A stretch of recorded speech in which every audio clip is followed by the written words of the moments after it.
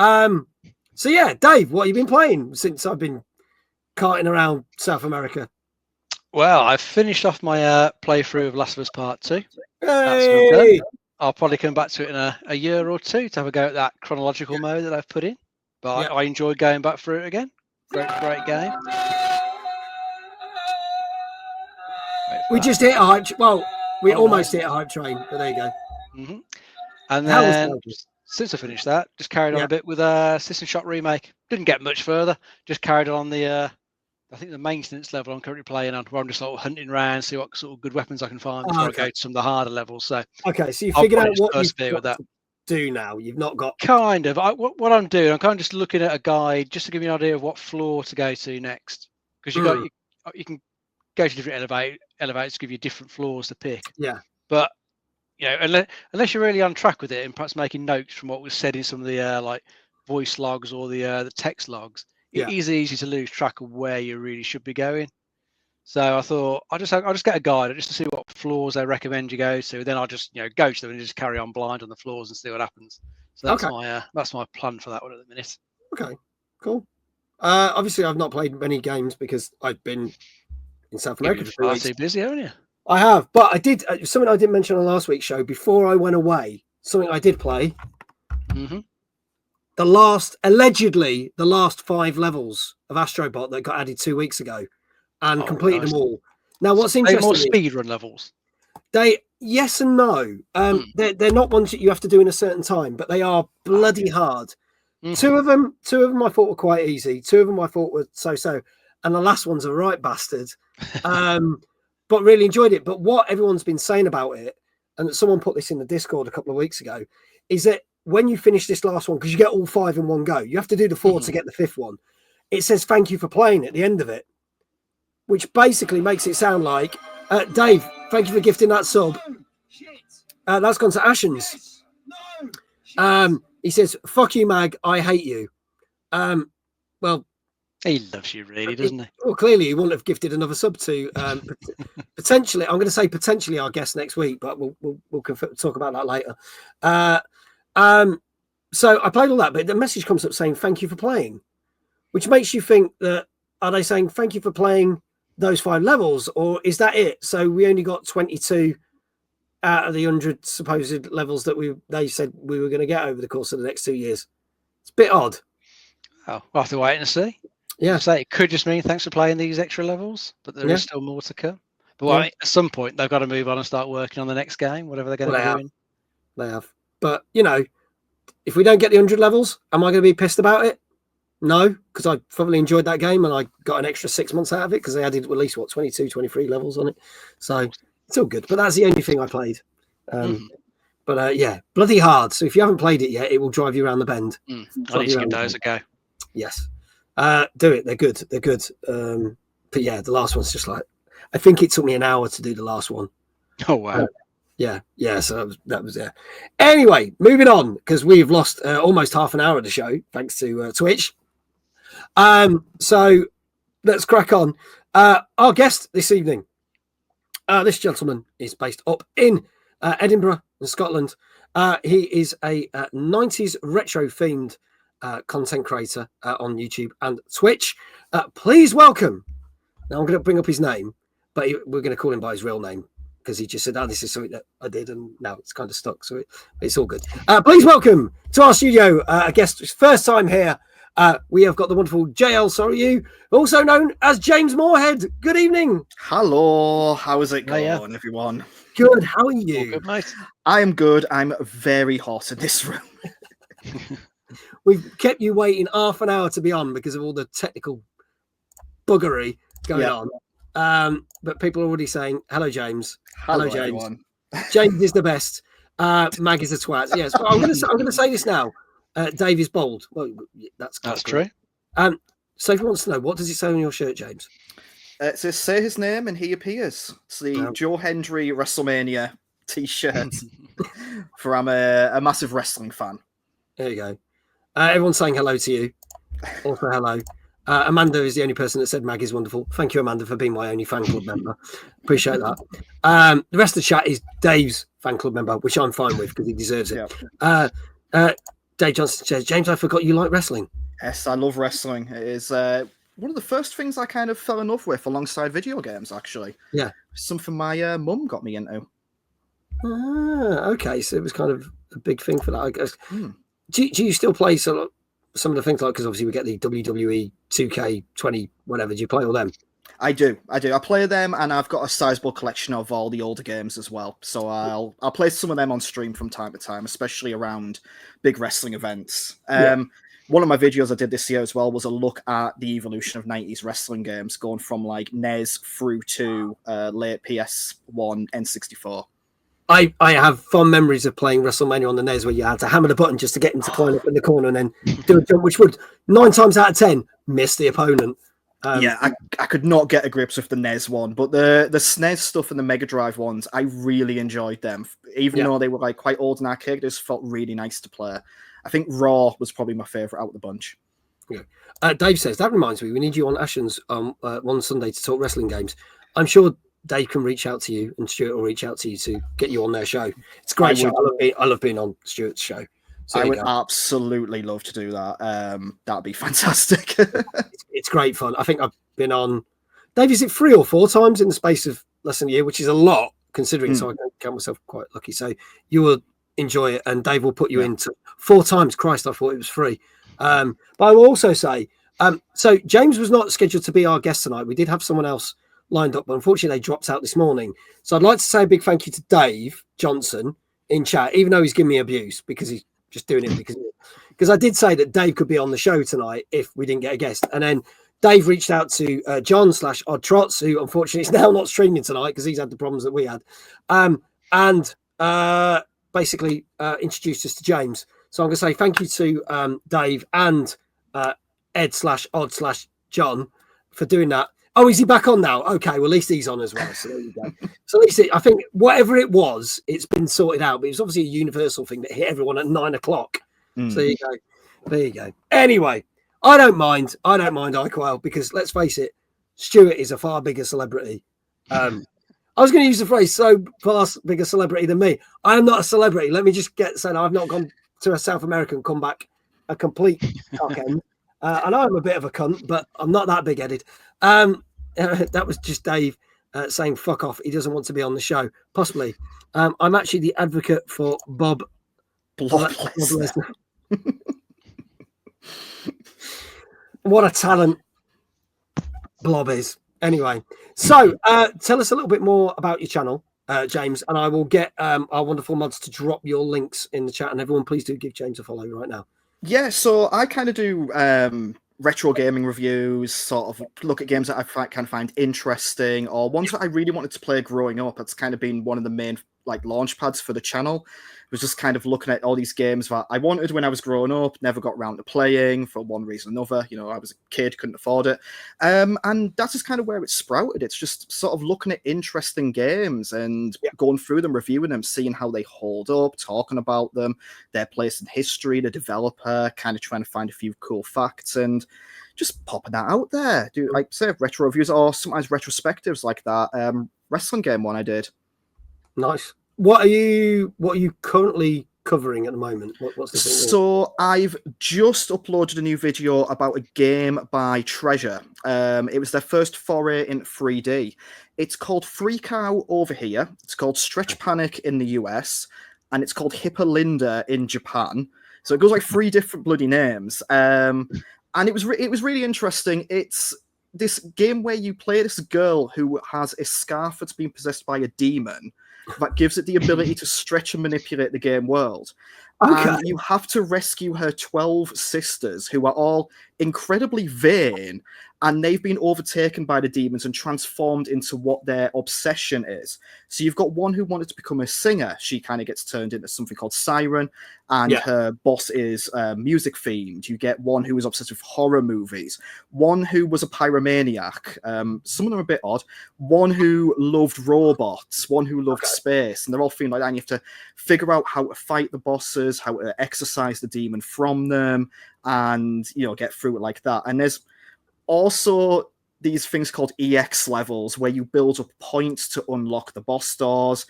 and they have a very interesting sort of enemy within them. The enemy poses no threat, but it's very bizarre, very interesting game.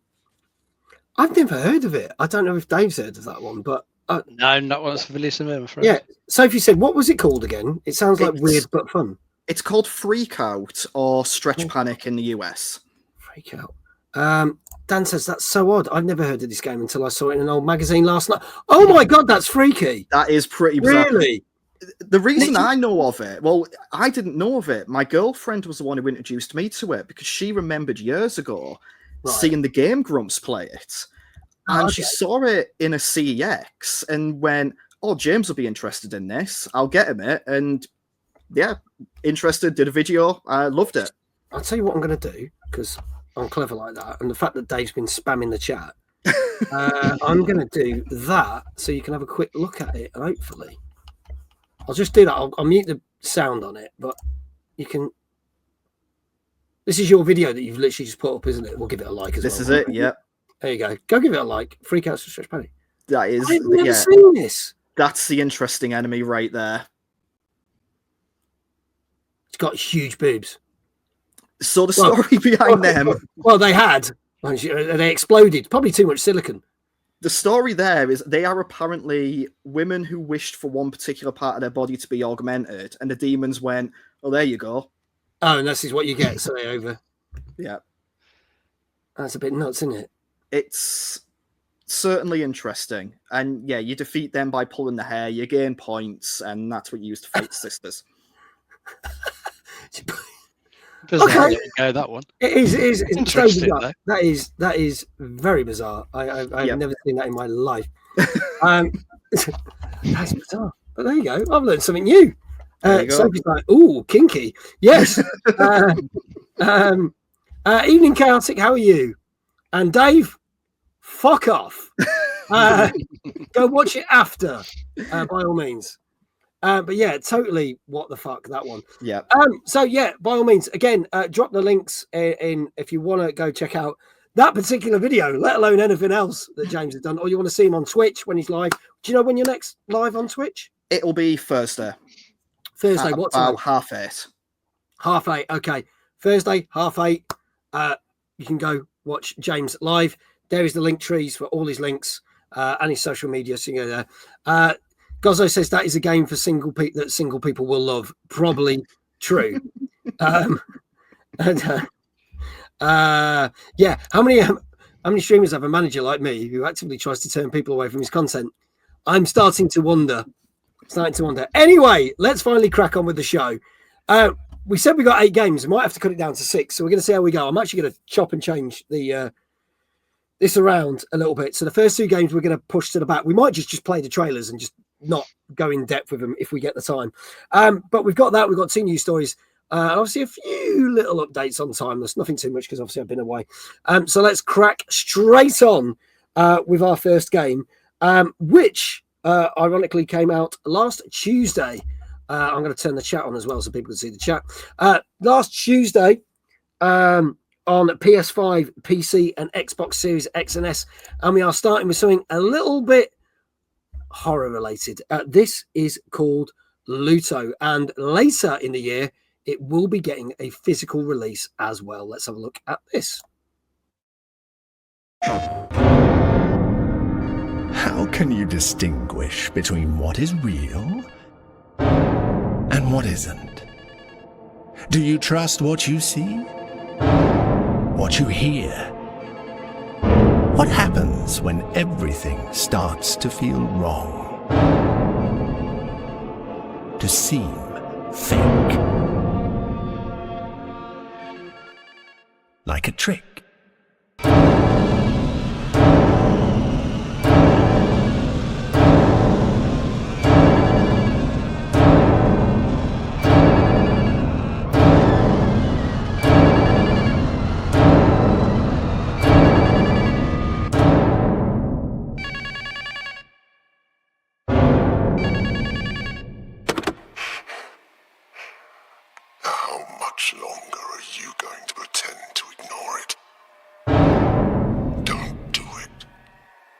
Don't let him get you again.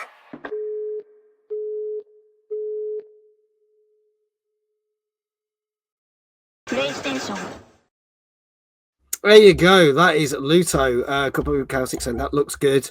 Sophie was like, just answer the phone. I know. Why won't answer the phone? Well, they did, but yeah. First, massive beans, and now partially nudity warnings. What is going on tonight? It's a pretty good show, I think. So far, we're ticking the boxes, ticking all the boxes. So, Dave, tell us a little bit more about Luto, please.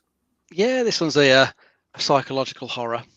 Looks like it's got taken quite a bit of inspiration from PT. Everyone probably remember that from the PlayStation 4. So yeah, your character's kind of like looping around, the structure of his house, and things are getting weirder as it goes along, and you've got to try and solve some puzzles and get to the bottom of the mystery. I think it's around about 4 or 5 hours long, which is probably about right for this sort of type of experience, especially if it's in the same location. You don't want it to like go on and just drag on and overstay its welcome. But it looks pretty cool. Graphics look good. Looks pretty sort of realistic the way they've designed the house there, and I think if anyone looking for a bit of a horror, this looks like a good game to try out. Yeah. Sophie asked, is it on Xbox? It's on Xbox Series X and S, PC and PS5. Obviously, the video was the promotional video sent to me was promoting the PS5 version. But yeah, I like the look of this very much. But yeah, very PT influence. James, your thoughts on this one? I'm a coward when it comes to horror games. So I remember obviously the PT influence. I remember when that came out. Could not get through it. Too scary for me. But that did look very interesting. It kind of looks like maybe it's not trying to be as scary as that. A lot more playing on the mind, the psychological aspect. I'm sure my friends will love to give that a go. I don't know necessarily if I'll be brave enough to do so. But I'll definitely be keeping an eye on it. I think this is a contender for my Halloween streams. I think possibly it could be really, really good. Yeah. It could be really good. I like the look of this. I do like the look of it a lot. Ticking a lot of boxes, this one. Folks, for those who just joined the show, thank you to everyone who put up with us. And we've got all our audience back, which is great, finally. So everyone's come back. For those who are not aware, and also for James's benefit, we don't review the games on this show. What we do is we basically take a candid look at what the reviewers are saying and try and guess what the average critical score was for the game. You may agree with that score, you may not, but we take it as with a pinch of salt, and it's a bit of fun. If you guess the score correctly, we'll give you a shout out for your channel. Neither Dave or our guest knows what the scores are. So we are going to crack on with that. Dave, thank you again. Catch you later. Mag will have to do the shout outs. That's fine. You're going to take all the mods to go off and watch John. Send John my love, and you're still a bastard. There you go. Charlie Von Karma, thank you very much for the follow. Greatly appreciated. So Dankry's saying an 8 out of 10. Flame says 7.5. Gozzo is saying an 8. There you go. Keeping myself entertained. Reminds me a little bit of Moving Houses, though that's more cartoony. It is a bit cartoony. Dan Game Tank, 8.5. So Dave, we'll start with you. What do you reckon this Luto has got? I'm going to try 7.5. Going a 7.5. Okay. Kindred saying an 8. Dave Johnson saying an 8. Dan Game Tank 8.5. James, what do you reckon this got? I'm going to say a 7. Horror's always a weird one for reviews. So, yeah, I'm going to play it safe. 7. Going for a 7. Okay. All right. Folks, this is your last chance. If you want to get a shout out in the chat, put your scores in. What you think that Luto, which came out last Tuesday on PS5, PC, and Xbox Series X and S, got. Let me know. Let's see. Kindred saying an 8. iQuail saying an 8. There we go. There we go. All right. If there are no more answers in the chat, I can tell you there's a lot of people who got this right, actually, because this did get an 8 out of 10. So there you go. So iQuail, well done. Kindred, well done. Dave Johnson, even though you're being an absolute arse, you get a shout out. Well done to you. I do love my manager, really. Maybe. I don't know. Gozzo, congratulations. You got it right as well. Danker, you got it right as well. So there's a handful of there. So if you can give you some shout outs. Thank you so much, you lot, for getting the first one right. Sophie's like, Dave broke me. There you go. So there you go. First one underway. Those shout outs are going there. Let's move swiftly on because we want to move on with the show. So our next game, something completely different from basically haunting memories to cycling, basically. This is a game that came out last Wednesday on PS5, Xbox Series X and S, and PC. And this is a game I've been keeping my eye on for the last maybe 12 months since they announced it. I know it is on Game Pass, and I think it's also on PS Plus. If someone could double check that for me, but I think it landed on both services free of charge when it came out last Wednesday. And this is Wheel World. Let's have a look at this. Stardust and danger. Danger of falling first. When we dance on the shimmering wire, we don't wanna fall first. You overhear echoes of the sea. When we dance on the shimmering wire, we don't wanna fall first. So it's like, my God, that trailer was so loud. Yeah. It's like, you're a pop. Yeah. There we go. So that's Wheel World. I like the look of this. Again, not had the time yet, but I want to give this a try. Loud and short, bit like me then. Thank you, Gozzo. We want to give this a try. It's really good. I see what you did there, so there you go. Tell us a little bit more about this, Dave. Is it really good? I think it probably could be, mate. It's a little whimsical open world game. But it's not a huge open world, not like stupid Ubisoft size, just like a small little open world. Nice little graphical style to it. In this world, you're playing as a character called Cat, who's kind of been chosen by some ancient spirits to help restore a sentient bike named Scully. And basically, you've got to cycle through the world, find things that are hidden away, win races, etc., and you'll slowly sort of get what you need, sort of build up and get the legendary parts to recreate the Scully in all his glory. So that's what you're aiming for in this. But I think it looks pretty cool. I say it's got a nice graphical style to it. Looks like it'd be quite good fun just to sort of put on, just chill out with, listen to the soundtrack, cycle around the world. Yeah, quite cool for that. Yeah. People are saying it's not on PS Plus, so it must be another game that they did where there was a simultaneous release. I think it's a game that we didn't cover actually. So apologies, but I thought this was the one. But it's definitely on Game Pass, so it's worth checking out. The Quest for Murray. There you go. Never mind, found it. There you go. So it's not this one that's on PS Plus. James, your thoughts on this? Because this loved the look of that, and I appreciate Charlie's comment there. Just to say, Charlie's my girlfriend, by the way. Hey, Charlie. Really appreciate the Quest for Murray reference to Monkey Island there. That looked really good. That looked really nice and chill. Definitely something that's interested me. I haven't seen that before, but love the visuals, love the music playing for it. Just looked like a really pleasant game. There you go. Apparently, I was right. It's supposed to land on PS Plus last week. Oh, so I should. This is the thing, because when I see games and I get the things, I get told. I knew it was an odd one because it was one of those that I think I even put this in the Discord that it was. They did their, the batch of new games added to PS Plus Extra, but this was coming out the week after they did that. So it was one of those games that randomly dropped on a date, and then it was on Game Pass the same day. I think I remember seeing it feature on Wholesome Games Direct. Yes, that's where I saw it. I think that was last year that when I first announced it. So I totally remember that. So yeah, thank you for confirming that. If it's not on PS Plus, then that is odd because it's supposed to be on PS Plus. So we'll have to see what happened with that.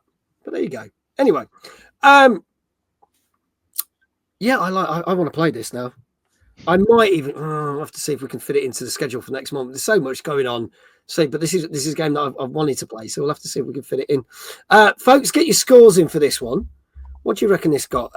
2 scores in already, and both the same score. Dank saying 7.5, Gozzo saying a 7.5. James, we'll start with you. What do you reckon this got? I think an 8.5.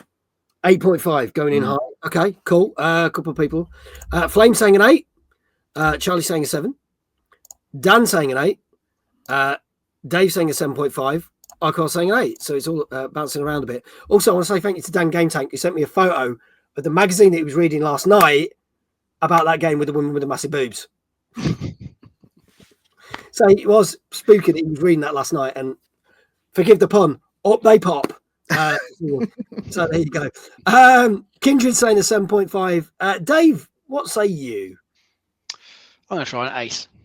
An 8. Okay, so we've got quite a few different guesses here. Charlie said a 7. Flame said an 8. I don't know if I read those out or not. I've forgotten already. Make sure I've got that covered by saying it. Welcome home. Hello, Batch. Thank you. Appreciate that. It's nice to be back. It's nice to be back after 2 weeks on the road in South America doing events. Dave said I can stroke his head at timeless. Official, Dave. I might have said it. I can't remember. But knowing you, you probably did. So Probably. it's probably a thing. There you go. Okay.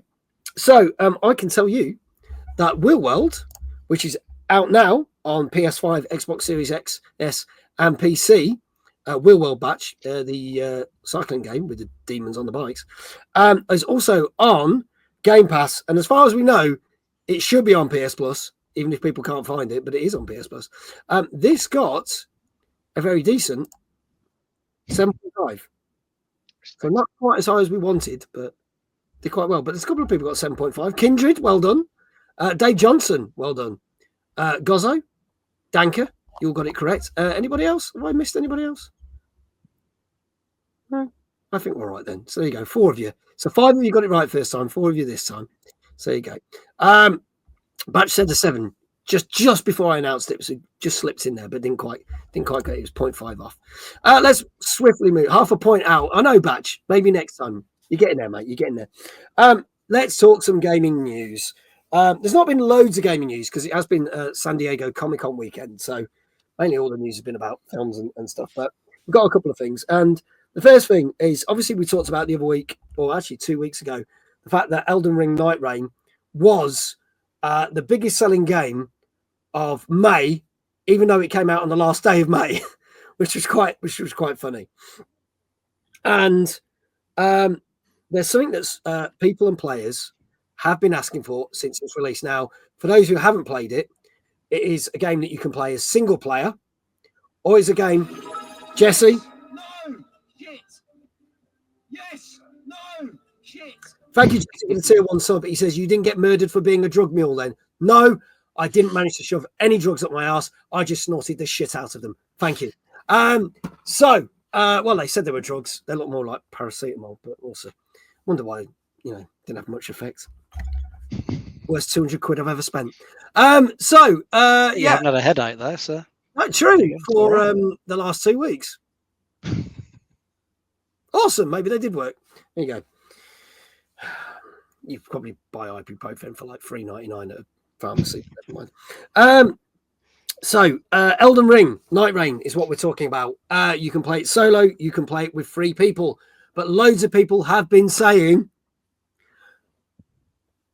but I want to play it as a duo because we have to get, me and my mate want to play it, but then we have to have Marlon Rando playing and Marlon Rando spoiling the game. No. Or sometimes people go, well, we've got 3 people, but then someone has to drop out and then it's a bit awkward.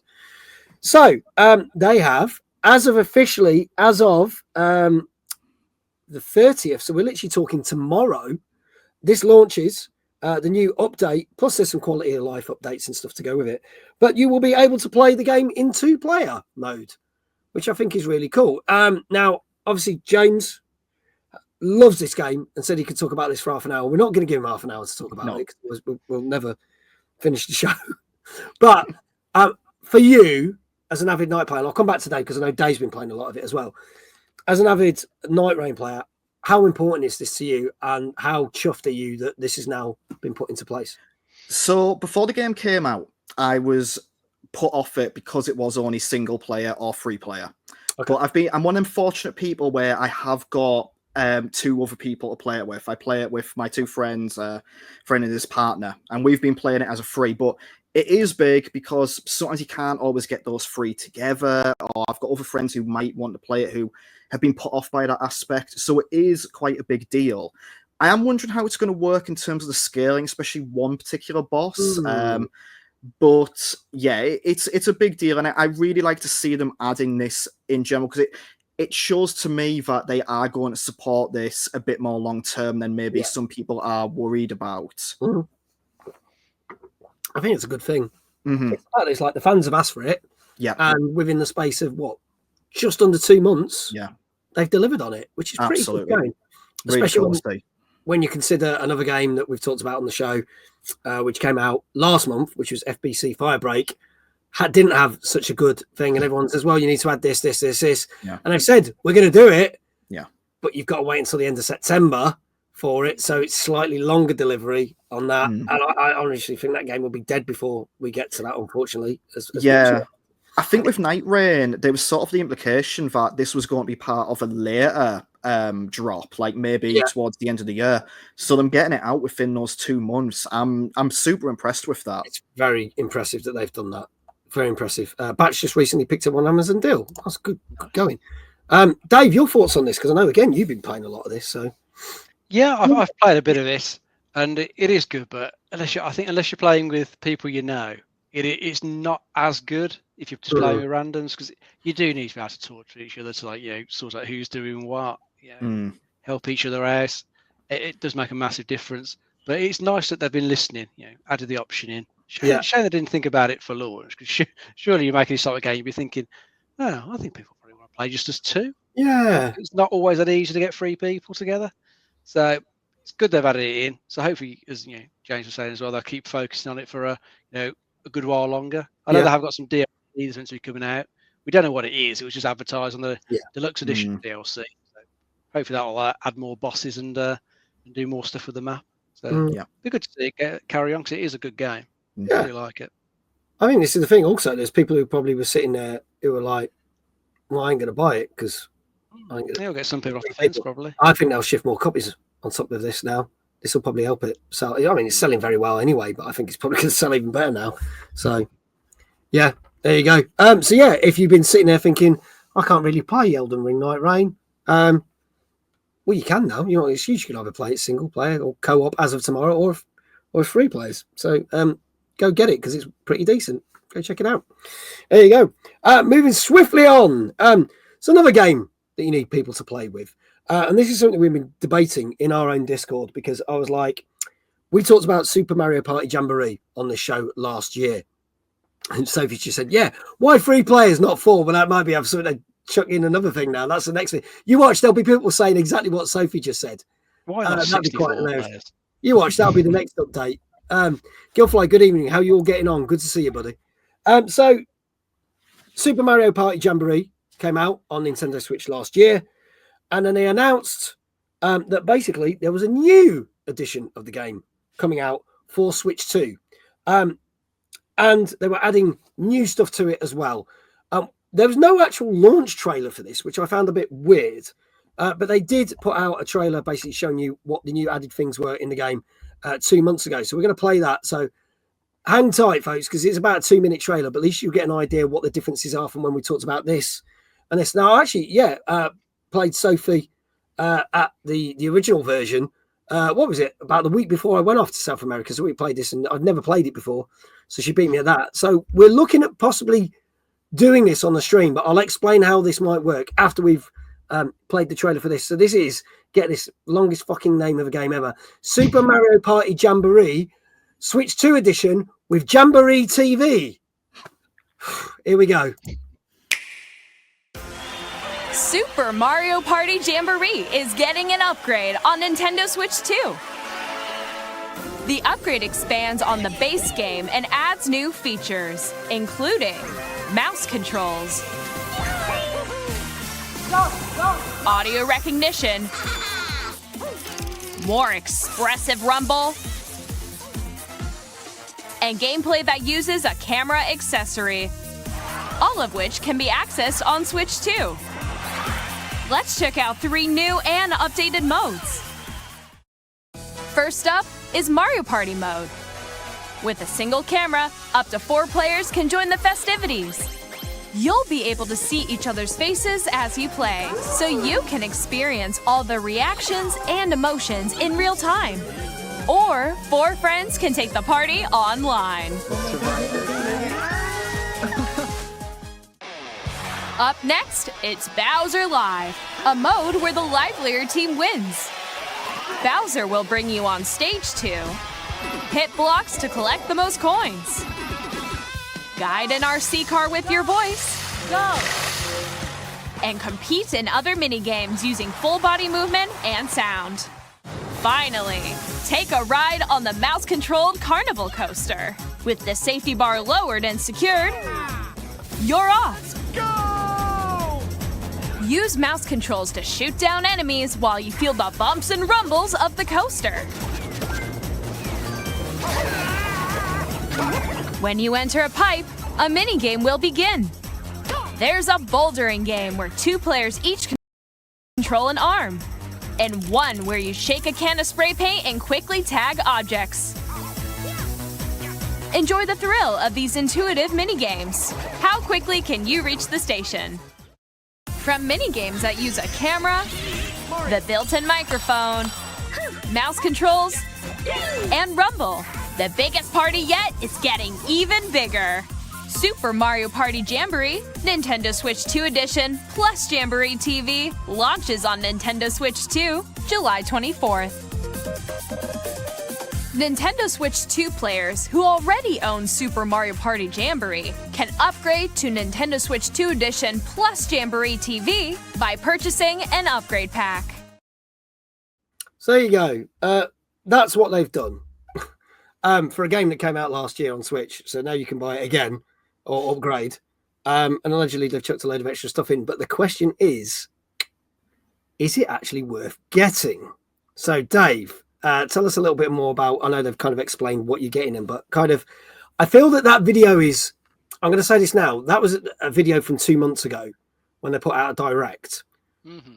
And one of the things that they said at the start of the video, I don't believe is actually true.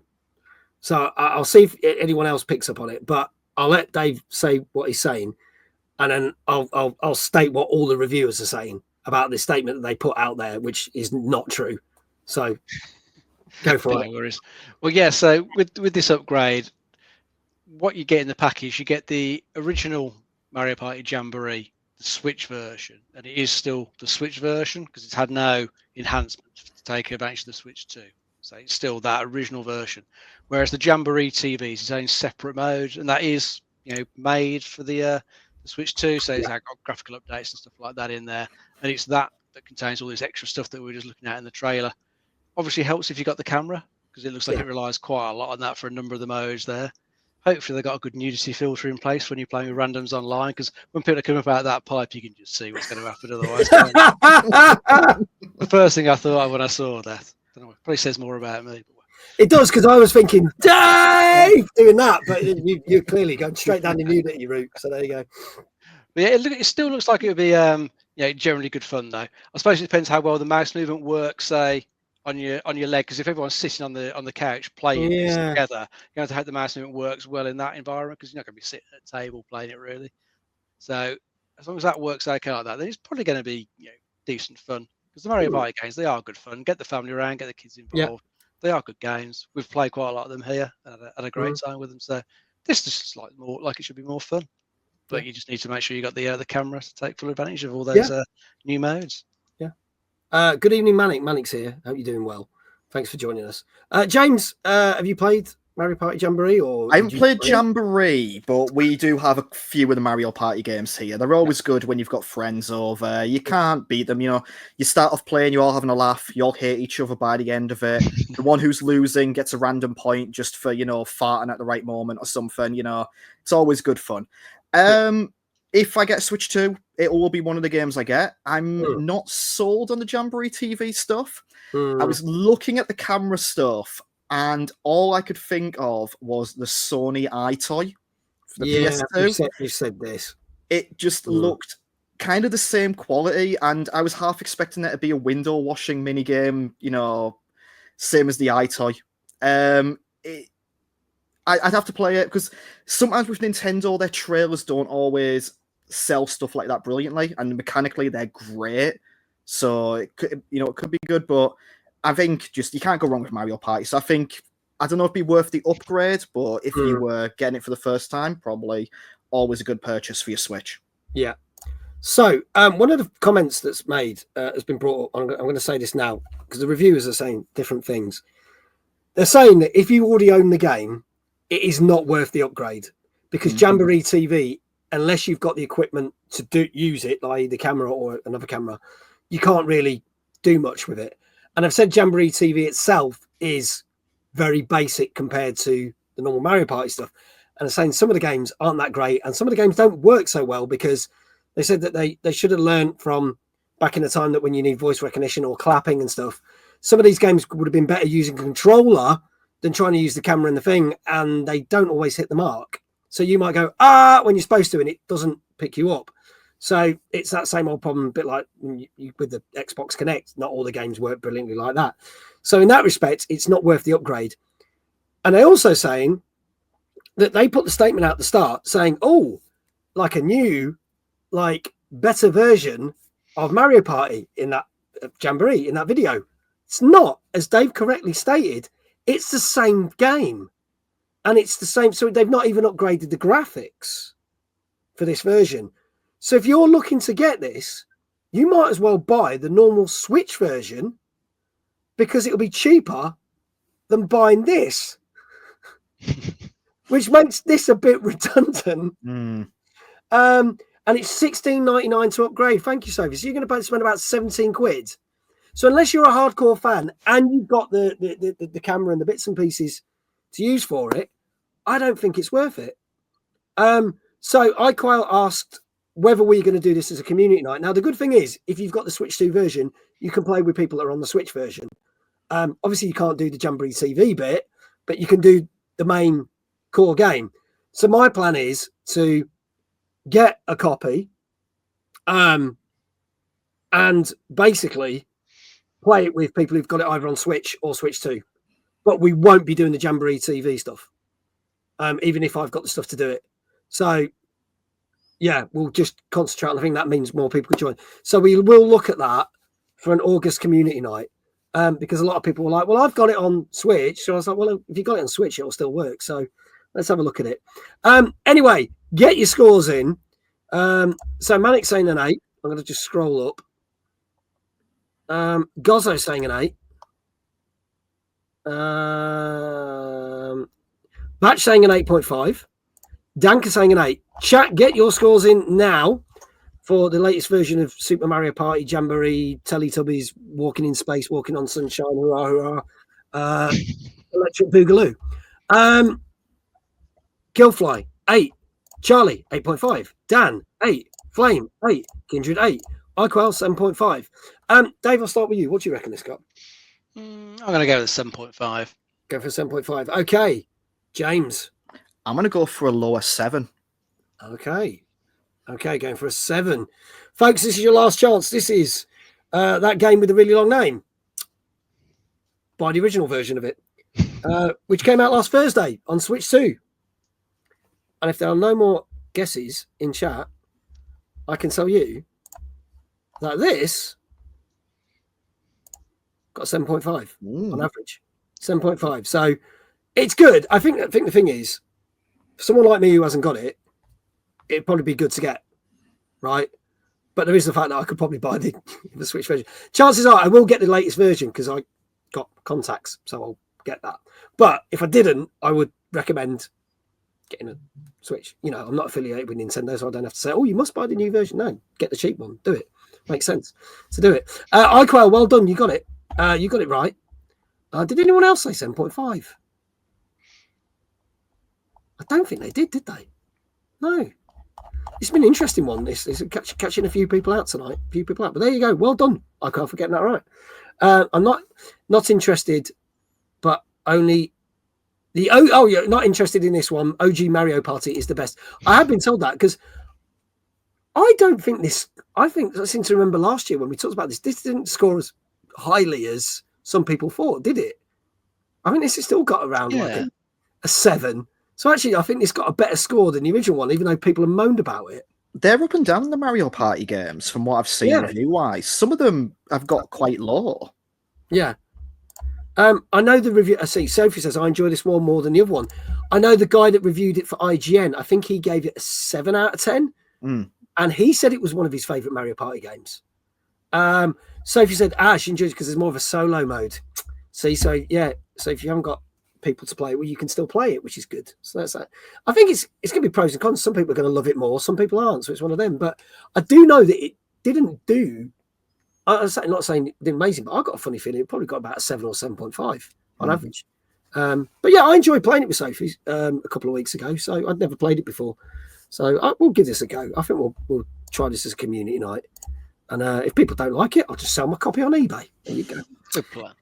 There you go. Right, moving on to our next game, something a little bit more serious, which also came out on the same day. This also landed on Game Pass day one. It's also available on PS5, Xbox Series X and S, and PC. And this is Wuchang Fallen Feathers. This trailer is even longer than the Mario Party one. Just here. So if you want to go make a cup of tea or make a sandwich, you've got 3 minutes and 36 seconds. Off you go. Back so soon, little girl? The unending cycle of cause and effect has you wrapped tight. This land is no longer as it seems.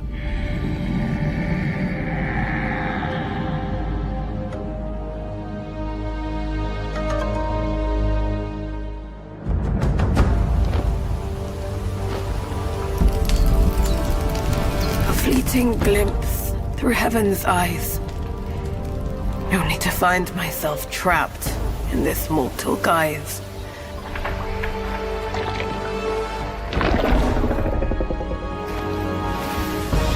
I should have known.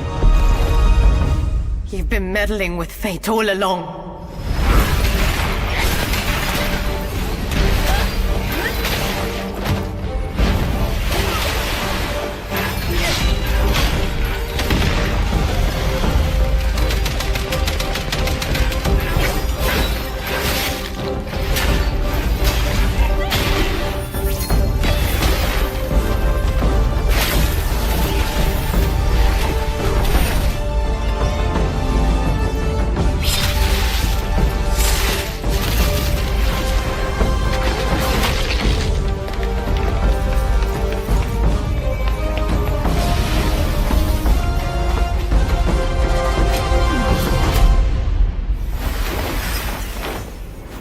Try to grasp it, and you bring down the wrath of the very heavens. So, how far do you think you'll make it?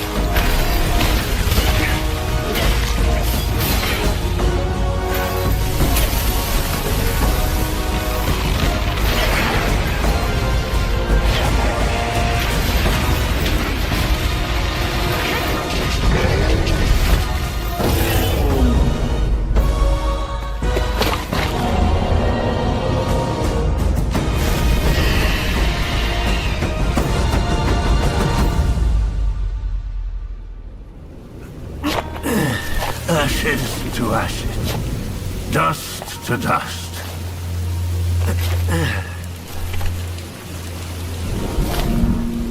The wheel turns, always waiting for rebirth.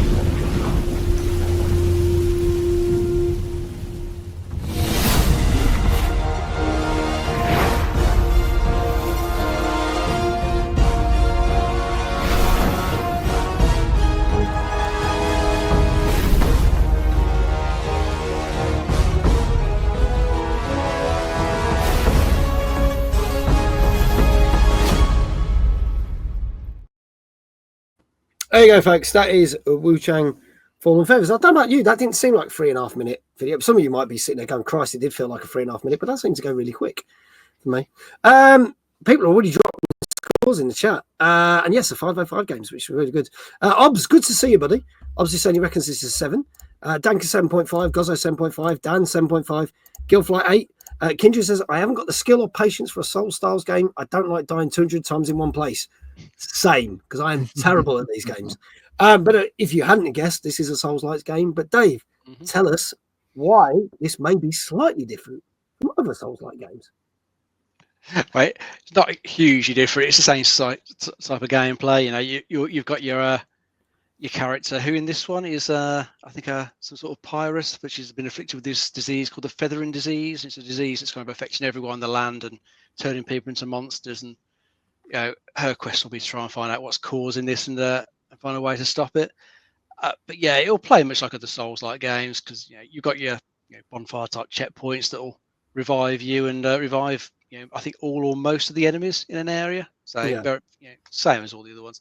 Lots of weapons to collect though, armor sets, lots of different magic spells you can use. So there's a lot of scope as is usually in these sorts of games to like come up with your perfect build, tune it to your play style and make the most of it. But I think this one looks pretty good from the gameplay I saw. It looks like a decent sort of world, kind of set in like sort of Ming Dynasty area of China. Yeah, so it looks pretty good. So they've captured that sort of the feel of that pretty well. I'd say it looks pretty nice graphics wise. Looks like the combat in it's pretty good as well. Yeah. So it does depend on the player, of course. Like Kindred, you don't like Soul stuff. This ain't going to interest you at all. But if you do like them, I do like some of them. I'd consider giving this a go, and probably a lot of the people will. I think this is on Game Pass as well. It is on Game Pass, yes. Good excuse to just give it a go. There you go. James, your thoughts on this one, please? I am a fan of quite a few Souls-likes. We mentioned Elden Ring Night earlier. Played through Elden Ring, absolutely loved that. Bloodborne is one of my all-time favourite games. Yeah. I've just completed another playthrough of Lies of P. For me, it'll be quite interesting to see how this one plays. I have read a little bit about this one just in advance, and from my understanding, it's a bit more like the Sekiro line, where it's more of a parry-focused Souls-like, which kind of makes me a little bit nervous because I'm not very good at the parry side of things. I'm very much of a panic and dodge or ranged kind of Souls-like player, which is why I was drawn to Bloodborne more than anything because I really liked the aggression in that. Yeah. So I would definitely give this a go. I loved the visual style of it. It does seem, as mentioned, a bit by the numbers Souls-like. I do wonder when, for a lot of people, that fatigue is going to set in when you're getting a lot of these games because it does seem like you're getting a new one every few months nowadays. Yeah. But yeah, I definitely give it a go. I feel like we are literally talking about one every 2 weeks on this show. It definitely feels that way. But you could argue that for pretty much every genre, I think. Yeah. Every genre, every week. Like Metroidvania. I do feel like with the Souls-likes, there's going to be like a bit of a peak. And one thing I was really impressed with what Lies of P did, which is one of my favorites as well, is they added difficulty options finally. And I did complete Lies of P back before the difficulty options, and it was a tough but kind of fair, apart from some boss fights. But one of the gutting things for me is I love the worlds that these people create. Bloodborne's world was fantastic. Elden Ring's was brilliant. Lies of P's story was so good. And the fact that they were inaccessible for people because of their brutal difficulty, it just really gave me a lot of heart to see Lies of P do that. And I would hope other developers start to do that as well. But it looks like these ones haven't. Yeah. There was one that came out 2 years ago on Game Pass. I think, was it Wuchang something Fallen thing, and it was notorious that the first boss you couldn't get past, and we streamed it, and I think the first 20 minutes was like the opening bit, and the next 2 hours was me just stuck on the boss, and it was just like, well, I'm never going to play this again because I can't get past this. So Lies of P I love because I felt Lies of P was a little bit fairer. I played it when we streamed it when it first came out, and I got quite far in that, so that shows you the differences of those games. So I think some games do need that ability to go, I'm not really a Souls-like player, but so you can make it easier. But the people who want to change, let's rock it straight up for them to make it rock hard and have a bit of fun with it. So there you go. What was the crab Souls-like game? Oh yeah, Treasure. Yeah, which was bastard hard until we realised there was an easy mode on it. I do want to play that one. You could get a gun, couldn't you? Yeah, you can get a gun and shoot everything, which is hilarious. But I was raging, but I eventually did beat one of the bosses, but I was raging like mad at that. And then we found out that you could change the difficulty level. It's like, what? But there you go, yeah. That's a good game, but seriously, do go check that out. Another Crab's Treasure was really, really good fun. God, is that 2 years old now as well? About a year old, I think. About a year old, yeah. Can't keep track. It's insane. Yeah, go check that one out. Right, folks, get your scores in. iQuell saying an 8 for this. Anyone else who hasn't? 8 souls like sucking the life out of me at 10. Folks, if you only just joined the show and just watching, guess the scores that reviewers gave this game. We are talking about Wuchang Fallen Feathers, which came out last Thursday on a PC, PS5, Xbox Series X and S, and is free on Game Pass. Kindred saying an 8, Batch Gaming saying 8.5. James, I'll start. I'm going to say an 8. An 8 for this one. Dave? I was thinking 8 as well. 8 as well. Okay, all right. You can't make me guess scores. I'm not going to make you guess scores. Flame is also saying 8. Sophie just refuses to because she's Sophie. That's all you need to know. If there are no other guesses in the chat, I can tell you that Sophie might regret this one because it did get an 8, and a lot of people said 8 in the chat. So well done. So, firstly, can we give our wonderful guest a shout out in the chat? Do go follow James. He'll be streaming next Thursday at 8:30, and also go check out all his YouTube things, especially without the video with the woman in the giant knockers. There you go. Sophie says I zoned out in the trailer. That's whatever that video is going to be called. I'm sorry. That's what it is now. Don't worry, it is PG. Just about. There you go. There's the links. And give everyone a shout out. Now, for people who don't know, Dave isn't a streamer, but he's my co-host. So we have to give a shout out in a different way. So how would you like your first shout out of the evening, Dave? You can do some spinning on your chair, mate. Why not? We've not done that for a while. Let's make sure. Right, here goes. Couldn't do it last week, so bringing it back. I know, couldn't do it because I had no chair to spin in. Yeah. Oh, Manic's found the. That's still on Game Pass, by the way, and I think it's on PS Plus. Is another Cubs treasure, but go check it out. Dave! I need to cut my leg. I'm going to move over. There we go. Dave! I did bang my knee. Dave! Dave! It's been a while because we couldn't do that because I would have probably broken a chair in the hotel. There you go. Woo! Very nice. There you go. Also, exclamation Dave in chat. Show your appreciation for Dave. I am now jet lagged and dizzy at the same time. Perfect combination. Yes, so there you go. Woo! Here we go. Now, folks, believe it or not, this time in 2 weeks, some of you will be at a venue in Liverpool at the VIP evening. Some of you might not, but you may be going to possibly one of the biggest gaming events in the UK the next day. What are we talking about? We're talking about Timeless because, oh my God, it's only 2 weeks away. What the bloody hell was I thinking? We've got so much to sort out, and I went away to do other events in another country. I must be mad. Or am I? Here's a little trailer.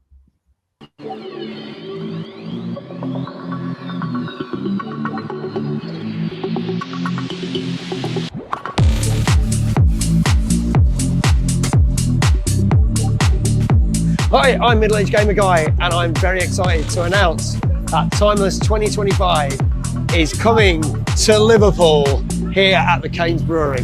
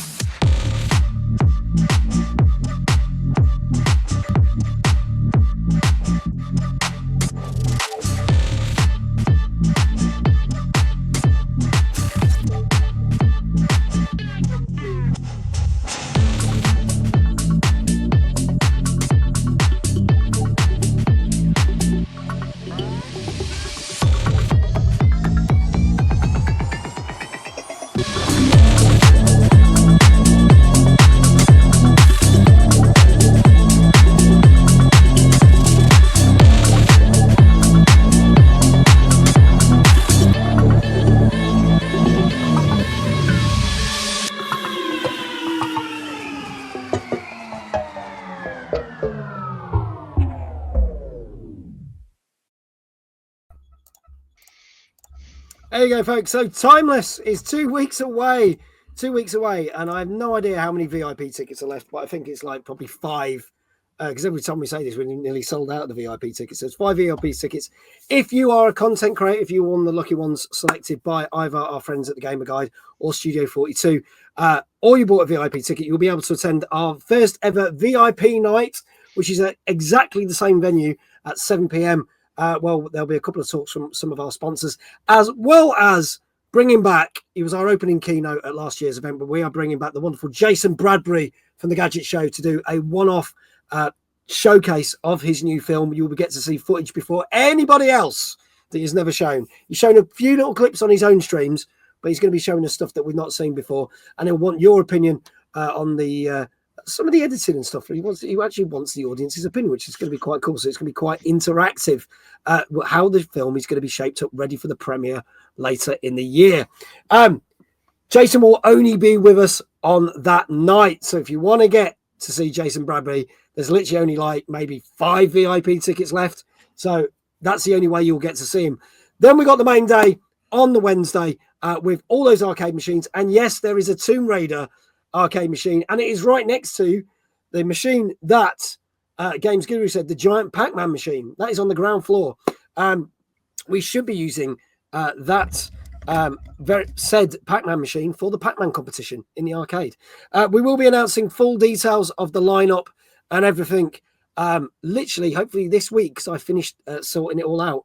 I am going to tell you one sneaky thing, is that through my contacts at Jackbox, we've decided to do something a little bit different this year.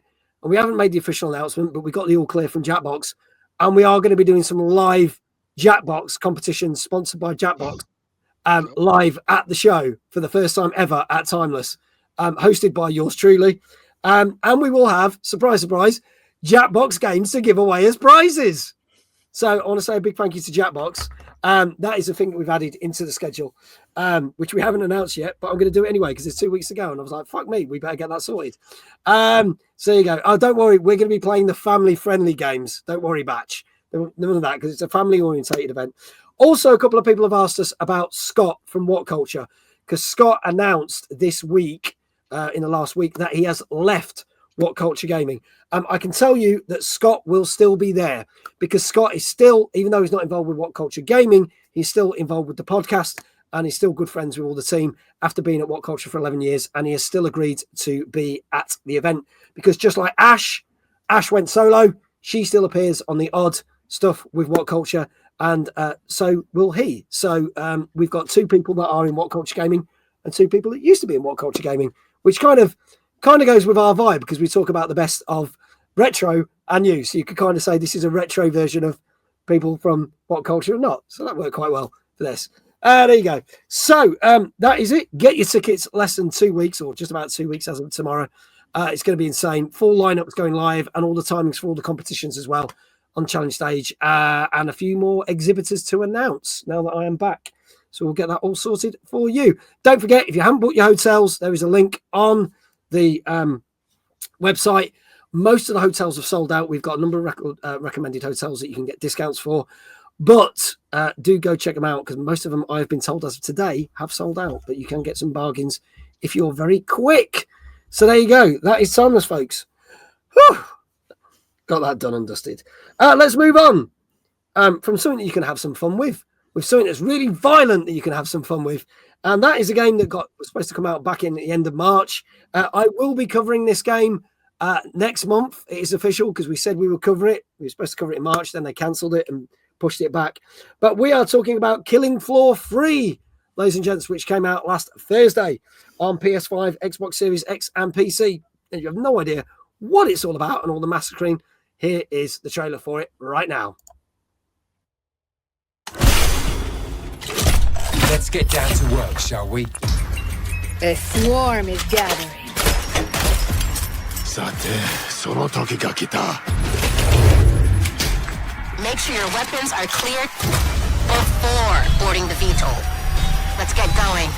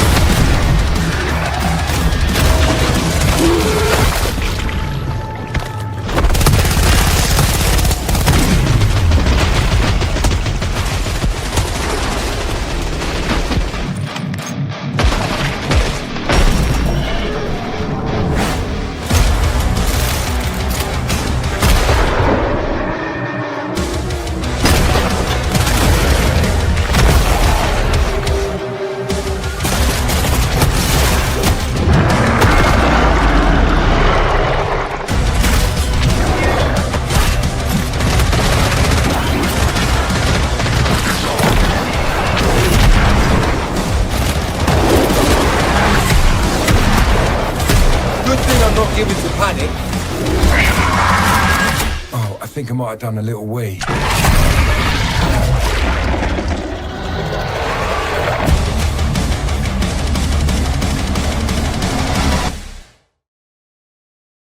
There you go, folks. Killing Floor 3. And we're just going to clear something up here. Because Manic was like, why isn't this early access? No, it's not. This is the official full release. It was due to come out on March the 31st. It then got delayed, and they announced it 2 days before it was about to come out. So they fucked my stream because we were going to do it on day of release. But it has now come out last Thursday. However, there have been comments, and this is not going to sway your scores, folks, that this does feel like an early access release. Doesn't it, Dave? Because of the fact that, again, there's going to be a roadmap and extra content coming out further down the road. And that's going to be a thing that they've said, isn't it? Yeah, I think it's often the way as well when you get sequels coming out to games that people have enjoyed playing, that have had lots of content added to them. Then you get the follow-on game that feels a bit lighter on content. So yeah, there is a roadmap which is going like well into next year. So that sounds like they've got good plans to add lots of extra stuff to it. So now there'll be extra maps and guns and characters you can pick to play as.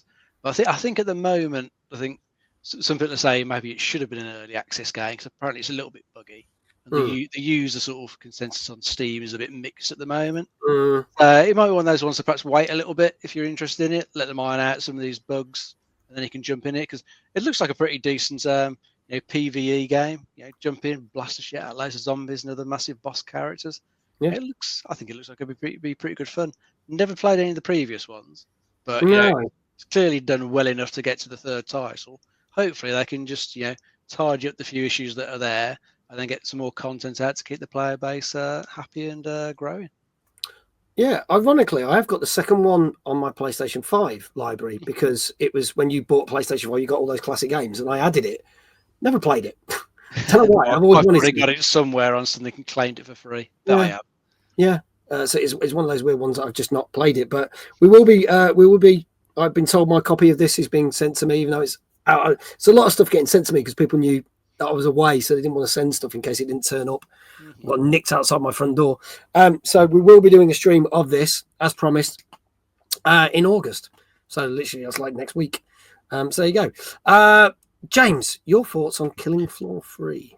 So me and my friends did play the second one, hoping it would fill the Left 4 Dead 2 size gap on the PS4, and it was good. We didn't quite get into it in the same way, just didn't feel the same. I've been keeping an eye on this one, but it does look very good. My worry is, having seen some of the negative reception, it might suffer the same thing that Payday 3 did. Very similar kind of feeling behind it, because I know they've changed a few things up that people aren't happy about. And me and my friends did get Payday 3, and we haven't really gone back to it. I think we're kind of on edge about this one as well. No one's really shown any occasion. It did look really fun from the trailer, and I do hope they have success with it, because it is something that I would love to play, because it just looks like a really fun co-op time. I love them sort of PvE co-op games. We mentioned Night Rent, but I got into that. I love co-op games. That's sort of my main thing. I'm not a competitive gamer, so anything where you and your friends team up to take down hordes of enemies and big bosses, I'm in. Yeah, I quite fancy it, but obviously it does sound like it's had a little bit, I wouldn't say a rough launch, but a little bit of a dodgy launch, and you kind of go, well, you did push it back for like 3 months. It should have probably been a little bit better on launch, but here we go. Some people are already getting scores in the chat. Batch says it's probably going to get an 8. Danker and Gozzo saying a 7. iQual saying a 6.5. John Unicycle, good evening. Lovely to have you here. Get your scores in now. Manic says a 7.5. Crazy Horde shooting out of 10. Dan says a 7.5. Guild is saying a 7 as well. James, I'll start with you on this one. What do you reckon? I'm going to go for a 7. 7 for this one. Okay. Flame is saying 7. Dave, what say you? I was thinking a 7 as well. So go for a 7 as well? Yeah. 7 seems to be popular. Kindred saying 7. Folks, last chance. Get your scores in. This is Killing Floor 3, which came out last Thursday on PS5, Xbox Series X, and PC. Get your scores in now. So if you get it correct, you will get a shout out in the chat. And if there are no more scores, I can tell you that yet again, this is one of those ones where a lot of people got it right. 7 out of 10. Nice. But I think the general consensus of the reviews are it's decent, It could do with a bit of work, but you'll have a lot of fun with it. And if they do add more to it, you'll probably get a little bit more longevity than just a one weekend of playing it, which is pretty much what you're going to get out of it now. So go check it out. 7 out of 10. So firstly, exclamation Dave in the chat. Dave, you got it right. How would you like your shout out, Dave? Let's see. You're jet lagged and tired, aren't you? So let's have you jump up from behind your chair. Thank you. Thought you might say that. Might as well. Fuck it. Here you go. Oh, actually, I've got an idea. One sec. Oh, go on. Oh, One sec, scared now. This might be Rise worth to it, it might something not. new. First time being a guest on here, and I see a man break his leg on stream. Yeah. Right, here we go. Got a little thing from the goodie bag I got from my shows at South America. So here we go. Get ready for it. 3, 2, 1. Dave! And you can't see what it says. Believe it or not, this is a radio station in Ecuador called Magica. So I've now got a hat that says Mag on it. Cool. There you go, Magica. Hey, they named a radio station after me. Not. Also, can we have a big shout out for our guests? Put all the links in, go for our wonderful guest, James, who will be on at 8:30 on Thursday. Nice, need the mag hats in. Yes. It's good, isn't it? It's a good radio station as well. We did a radio interview on it. So there you go. How was South America? I'll talk about it tomorrow because I don't want to take up time on the show because there's a lot of fucking shit to talk about. And when I say fucking shit, I mean fucking shit. When he said something from a goodie bag from his tour South America drug countries, I wondered where he was going. I was going to get the good stuff. The hat. So yeah, so there you go. Also, lots of people else got it right. Flame got it right. Well done. Kindred, Gozzo, Danker, Guild, you got it right. Flame, yeah, Flame got it right as well. Anybody else? I think that's everyone. Congratulations, you got it right. Well done, everybody. Did well on that one. And moving on to we might cram in the other games. We'll see. Our next game. This also came out on Thursday, but this one was only out on PC. This is a game called Split. Let's have a look at the trailer for this. And forgive the weird positioning of the camera on this, but this is the format they sent me the video on, so it may look a bit weird.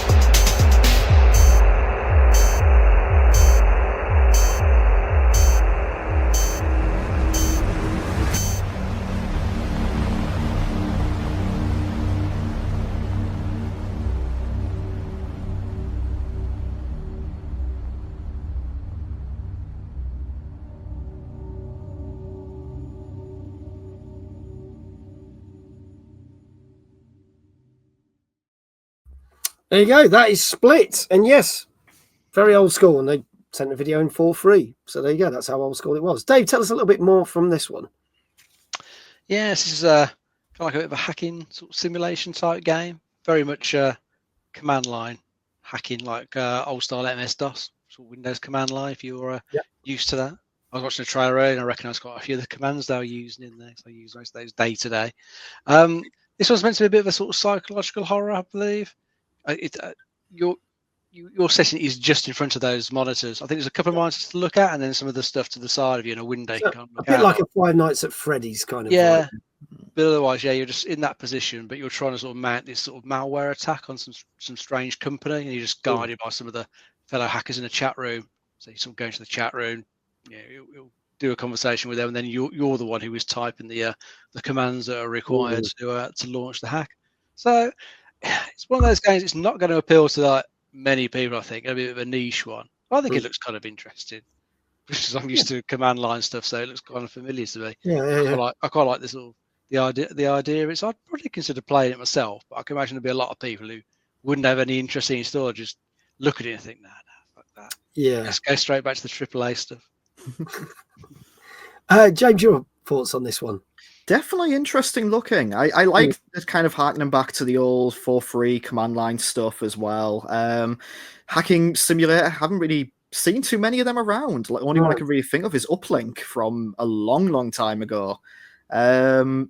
Yeah, the horror aspect, definitely intriguing. I wonder how that will play in, what the horror aspect will be. You know, will it be anything that actually makes you like sort of jump, get behind the player, or will it just be like creepy notes and messages? I'd definitely give it a go. Yeah. Manny says, even though I didn't really get a chance to see the trailer because of the ads, I still got it up myself. It feels like what would happen if Fallout had the spin-off. In a way, yeah, because it'd be like the command. Yeah, in a way, yeah. Good shout. Good shout. Let's see what people are saying scores-wise. Batch said, oh, God, this has to be... Oh, no, that's the wrong thing. Oh, God, this has to be a low score. 4. 8.5. Gozo, 8.5. Dan, 8. Manic, 8.5. Jenny saying a 9. Going really high with that one. Gilfly, 7. Chat, get your scores in.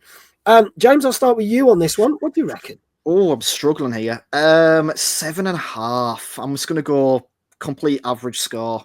Okay, 7.5. Obs is saying an 8. Dave, what do you reckon? I'll try an 8. 8. Okay. Flame is also saying an 8. Any more scores, folks? This is Split, which came out last Thursday on PC. Kindred is saying an 8.5.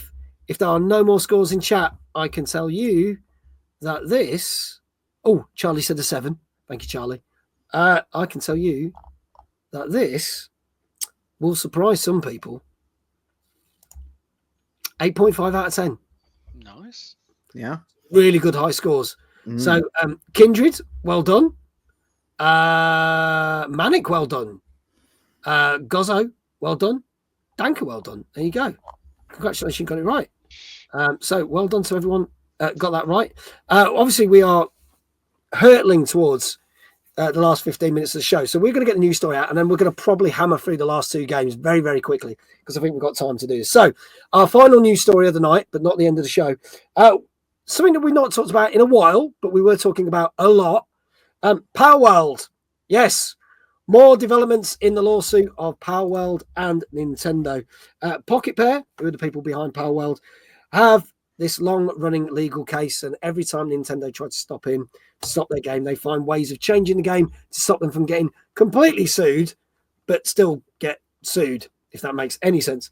The latest case is Nintendo have basically put in a thing about 3 of the mechanics of the game. Now, one of these we've talked about already was the fact that it was the throwing the ball action was technically copyrighted by Nintendo to capture a creature.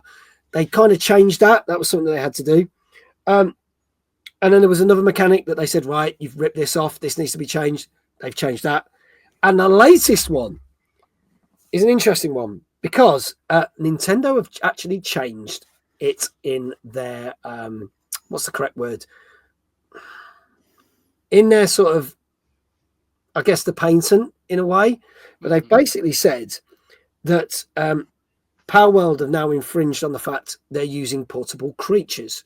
If you don't know what portable creatures are, they are creatures that you can ride or basically turn into like another thing. So obviously we've seen in Pokemon games the one like you've got the bikes that you can ride, or you've got ones that you can use as hang gliders, creatures that could be like used as a hang glider. They have changed the legal documents to now state that this is a thing. They're allowed to do so. They have been allowed to do so, which means Pocket Pair have yet again had to go back and change something in the game, because they are stating that it's, yes, you can ride horses and things like what Drawn Unisoc is saying. That is not the issue. What they're saying is there is a specific creature that you have caught, which you then change into a thing that makes it. They're kind of basically being very precise about what they're saying. Obviously, I'm just kind of going over it. This means that the gliding mechanics in Palworld have had to be changed. And they basically now means that you have to get a glider kit. So you basically make a glider. You're not flying with a creature. People are saying it feels really weird that Nintendo are just not going full force and wanting to shut down Palworld. but they keep hacking away at them. So the question is, it's been said that the reason they keep hacking away with them is that Nintendo might not actually win this case. And now Nintendo normally win a lot of their cases, but this has been going on some time, and the fact that this keeps happening, do they think that they're now panicking a little bit and they're now clutching at straws and whatever they can do to try and cause Palworld some shit? So there was a thing many years ago where Sony sued a company called Bleem. I don't know if people remember this. Back in like 2000, 1999, Bleem was an emulator, PS1 emulator for the Dreamcast, and Sony sued them. But I believe Sony kept it tied up because they had more money than Bleem did, but Sony lost. But because of the legal costs, Bleem had to shut down. So I wonder if it's a strategy of they don't think they're going to win, but if they keep hitting them with this, they will basically make Pocket Pair bust. That could be it. I mean, it's skeevy. It's not. It doesn't seem right. There you go. Dan says, "Oh yeah, I remember Bleem. Yeah, I had it." So there you go. Chaotic says no because they are being methodical and evil, and make them suffer as long as possible, or hope they will fold. So exactly what we're saying there. Bleem is back. That's where is that breaking news? Tell us if it is. Fit that in. Yeah, Nintendo released Pokemon and it sucks on launch. Palworld is very copy Pokemon, but works on launch. Nintendo got pissed. I would agree with that. Their last Pokemon game was not very well received. It's in a lot better state than it is now. Yeah, and I think the fact that it probably shouldn't have been released on Switch, but they've done the Switch 2 upgrade that's come in, so it probably run a lot better. So you probably get the game you should have got. Yeah. Most likely. There you go. It is a retro game platform or something. Yes, we've all been explained. But there you go. Dave, your thoughts on this before we swiftly move on? I think the only winners here are going to be the lawyers for both sides. They're going to be making a fortune off this crap, aren't they? Yeah. Let's face it, it's just getting a bit silly, just dragging on. But could well be the case, as James suggested. Nintendo got more money; they can afford to drag it out for longer. I don't know. I'll have to see. It depends whether, I suppose, Nintendo are allowed to reword any of their other patents, which seems like a strange thing to let someone do after the fact. Reword a patent, so it's now causing a problem for the other company. Yeah, don't understand how that really works. I tried to read up on it before we came on when you told me what it was going to be about, and I did see that they were allowed to do that. I thought, how can you be allowed to do that? It doesn't feel right at all, does it? Yeah. There you go. The biggest thing Nintendo keeps losing on is prior art, so their patent doesn't hold water. So they're just going to try to go at every angle until they basically bleed Pocket Pair dry. I think that's their. If we can't win, we're going to fuck them over. Yeah. Nice, Nintendo. Nice. Video game Historica as a whole series on this. Gamers lose again. Clearly, seems to be the way. Obviously, if we get any more news on the court case, we've been covering it for quite a few months now. We get any more updates, we'll let you know on this very show. We are going to jump back to where we should have been an hour and a half ago in the show. JL, good to see you. Nintendo is just going to continue to reproduce Sonic and Mario. I'm not so sure about Sonic because that's Sega, but I get what you say. Mario, definitely. To be honest, Pocket Pair does not deserve this kind of abuse. I agree. Even though I've never played the game, I probably never will because it's not my kind of thing, but they don't deserve it. Let's move on. There was 2 games we wanted to do at the start of the show, but hey, Twitch was fucking us over. So we're going to now cover these as quickly as possible in the next 10 minutes. Here is a game that came out last Tuesday on PC. This is called Hell Clock. Let's have a look at the trailer right now. Meu Deus. Perdoe essa pobre coitada. Que de joelhos rezou bocado, pedindo pra chuva cair sem parar.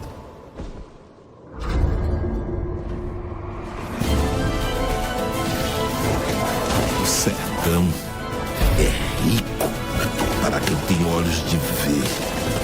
Não é lugar para vocês.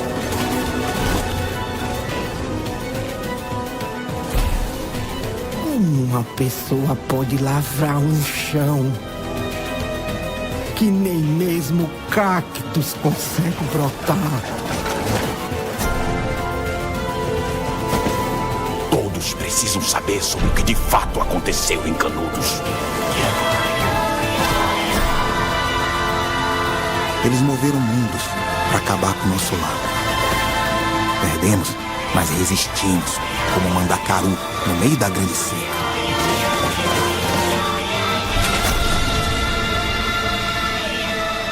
Eles vão nos massacrar novamente, Pajinho. Eles vão nos massacrar.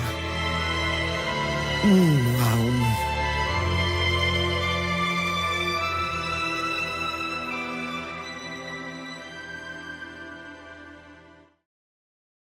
There you go, folks. So that is Hell Clock, which came out last Tuesday on PC. A couple of people already saying scores in chat as well. Malik saying a 7.5, John saying an 8, Legendary JL saying a 7. Yes, Hell Clock. Misread that for a moment. JL, I will tell all tomorrow on stream, and we'll talk about that in a minute. Ratings, boys. Yes, or was it? You'll have to guess. Flame says 7. Dave, tell us more about this one. Yeah, this is a roguelike, very much in the sort of vein of the name suddenly escaped me. Hades. Hades, that's the one. Typical. Yes, but roguelike, very much in the vein of Hades. So if you play that, you'll know what's the gameplay feel of this is going to be like. The sort of conceit this is adding is like a timer to the dungeons that you go in. It has a 7-minute timer. So you got to decide whether to try and explore a bit more or just sort of rush through to the end and sort of get out with what you can grab. So that's an interesting little mechanic it's adding to it. It's also set in like a dark fantasy version of 19th century Brazil during a war that happened at that time, and your character is descending through these hellish dungeons to try and save the soul of his mentor. Yeah.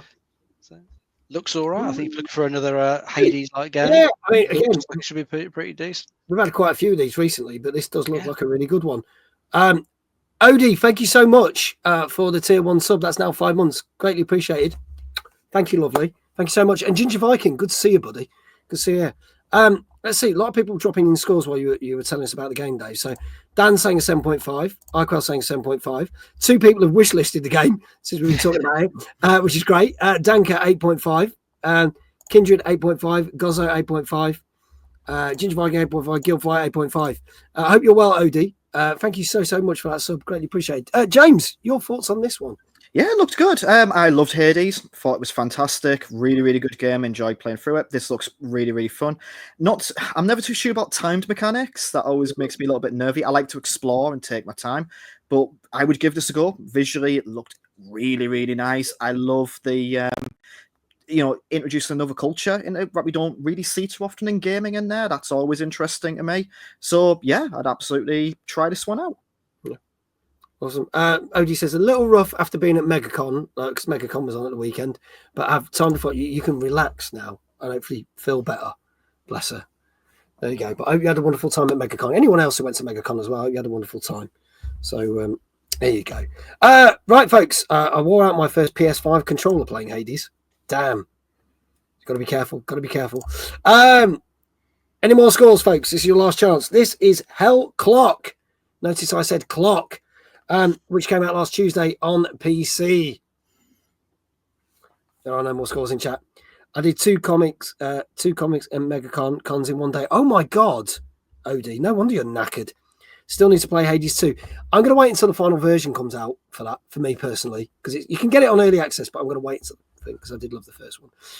If there are no more scores in the chat, I can tell you, for those who've wishlisted it, you won't be disappointed. For those who haven't, you might want to. Nice. 8.5 out of 10. 8.5 out of 10, folks. So there you go. So chat, Guildfly, well done. Ginger Viking, well done. Gozzo, well done. Kindred, well done. Danka, well done. Anybody else? I think that was everyone. Well done. Manic's like, 8.5. Interesting. So Manic might try it now. There you go. Yeah, if it gets a couple of people buying the game, that's what this show's about. Our final game of the night. Something a bit more cutesy. Right. I think this might be up chaotic Chaotic Street, and she just said, "Damn, Mr. Odie at MegaCon," because Chaotic was at MegaCon as well. This is something a little bit more chill, a little bit more platformy. Does look a lot of fun, so I'm glad that we're not missing it out of the show. This is our final game tonight. This is Misc, A Tiny Tale, which came out last Tuesday on PC and Nintendo Switch. Let's have a look at the trailer for this one. Like all great adventures, this one began with a bang. Their duty as little adventurers was simple: help others around them, repair the gates with cogs, and tidy up. As they explored, they came to see that every difference added something special to their world.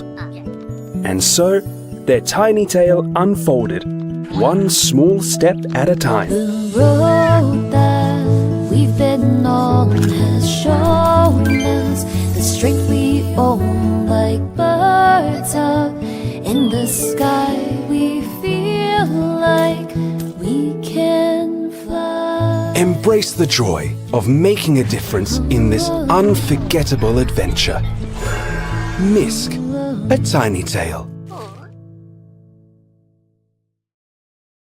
To me, this is like if you got It Takes Two, like the sort of like the nice, sad elements of that, and mixed it with Astrobot and just calmed it down a bit. That's what you're getting here. I think that I really like the look of this. I'm not going to lie, and I knew nothing about this until last week. I'll be honest. It's been well, I say that it's been on the list for about 4 weeks, but didn't know about it. I thought my comparison made more sense, but that works too. Thank you, Manny. There you go. Your comparison was perfectly acceptable as well. Dave, tell us a little bit more about this one. Yeah, this is a nice little 3D platformer taking like inspiration from like the old classics like Super Mario 64. It's one of those ones with like lots of items in the world to collect. So collectathon like the old classics. Yep. This one, I think, has been like an explosion in like the sort of garden type world. These little robots inhabit and scatter all these golden cogs around the place. So the levels are going to be you trying to find all these little cogs and restore order to the to your like sort of quirky little world. It looks quite nice. Yeah, nothing really wrong with the graphics for it. It looks quite charming. Yeah, I like 3D platformers. So that'd be one I'd consider having a look at. Yeah. Hopefully this might get a PS5 and Xbox release. It's released, I say, so Switch and PC at the moment. But yeah, definitely want to try out. James, your thoughts on this one? I love the look of that. I love a 3D platformer, like the Mario 64, Banjo-Kazooie, that sort of thing. Yeah, that looked right up my street. And the robot designs was adorable. Yeah, like Charlie said in the chat, I think it's one that would make you emotional to play. It seemed like it went very much down that route, but I enjoy a good emotional game. Yeah, I think this ticks all the boxes, folks. If you haven't got your scores in, folks, get them in now. This is Misc, A Tiny Tale, which came out last Tuesday on PC and Switch. I'm going to see what people are saying scores-wise. Manic saying an 8. Dank saying a 7. Chaotic saying an 8. Miss Odie saying at least, I'm going to say 8.5. I'm going to round you down there, lovely. 8.5, because I can't do an 8.6. It screws me over. Guzzo, 7. Ginger Viking, 7. JL, 8. Dan, 8. Charlie, 8. Kindred, 7. Banjo-Kazooie and Ratchet & Clank. Flame, 8. Guildfly, 7. James, what do you reckon this got? Ooh, I'm going to say an 8. Going for an 8. Dave, for the last one, what say you? I'll try 7.5. 7.5. Okay, folks. Last chance. Last one of the night. iQuell saying a 7. And I could tell you that I think this deserves a higher score, but this on average got 7 out of 10, which is still perfectly acceptable, people. 7 out of 10 doesn't mean shit. I think this stage generation of people are like, oh, I only got a 7, can't be very good. Oh, when you get a 5 down, that's when you should be worried. This is decent. You'll have a good fun with this. 7 is still good. So lots of people to shout out on this one. Did either of you guys say 7? No, I said 7.5. No, you were close, but not quite. Nearly there. Yeah, but I think it was a lot of people in the chat. iQuail, yes. Guildfly, iQuail, I'll do your shout out, unless Drawn can do your shout out for you. Guildfly, well done. Kindred, well done. Ginger Viking, well done. Gozzo, well done. Danka, well done. Everyone else was really close, but not quite. But there you go. Go check it out. That is out. It's been out a week or so. I will let all the shout outs get done. Folks, that is our show. We got through it, even with bloody technical difficulties. Sponsored by Twitch. So there you go. One day they're just going to close my channel down, and when they do, I'll just move straight onto TikTok. Already got those plans, baby. So, folks, thank you so much. It's our first show back after me doing my travels. I will be talking about more of my travels next week. But there are 2 more streams this week, as promised, because obviously there's some big games that came out while I was away. One of them being Donkey Kong Bonanza. We'll be playing that tomorrow night, so we can get my first thoughts on that game, which did really well in the reviews last week. If you were watching the show this time last week, got a 9 out of 10 on the show. And then on Thursday, the expansion / DLC, however you want to say it's a piss, tay on off. RoboCop, Rogue City, Unfinished Business. We'll be playing that on Thursday. So 2 games that came out, which we talked about on last week's show. Some of the games that we talked about on this week's show we'll also be playing into August.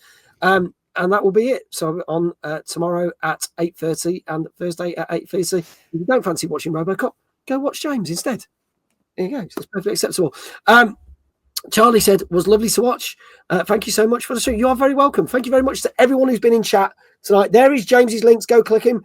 Go follow him on his social. Go watch him next Thursday's next stream. Go watch his YouTube videos, especially the one that he showed us with the women with the. It's an interesting video. Thank you so much for being here. Thanks for being such a great guest. Thank you for standing in at such short notice. Thank you so much for inviting me and having me on. It's been fantastic. We will definitely get you back on. We will get you on. We'll put you on the list and we will get you back on at some point. That'll be awesome. Might not be this year, but we'll definitely get you back next year. So we'll make sure it happens. Yeah, had an absolutely fantastic time. Thank you so much. No, thank you. Thank you. Really appreciate it. As always, Dave, my co-host, thank you for being here. Always a pleasure, mate. Thank you. Next week's show, just to let you know, next week's Tuesday night gaming chat may not be on Tuesday. We might be doing our 4th ever not Tuesday night gaming chat on Monday, because our guest should be the one and only Stuart Ashens. But he's not very well at the moment, so we need to check that he's going to be okay to do it. So we will let you know what's going on. I'm going to check in with Stuart tomorrow. If he's up for it, TNGC will be on Monday, and then we'll just shift Monday stream to Tuesday, so nothing really changes. But if he's not, then we will grab another guest, and we will do it as planned on Tuesday. So that will be the next TNGC for you then. And then the week of Timeless, we'll be doing a TNGC also on a Monday, live from Liverpool, because why the fuck not? If we can broadcast from Ecuador, we can certainly broadcast from Liverpool.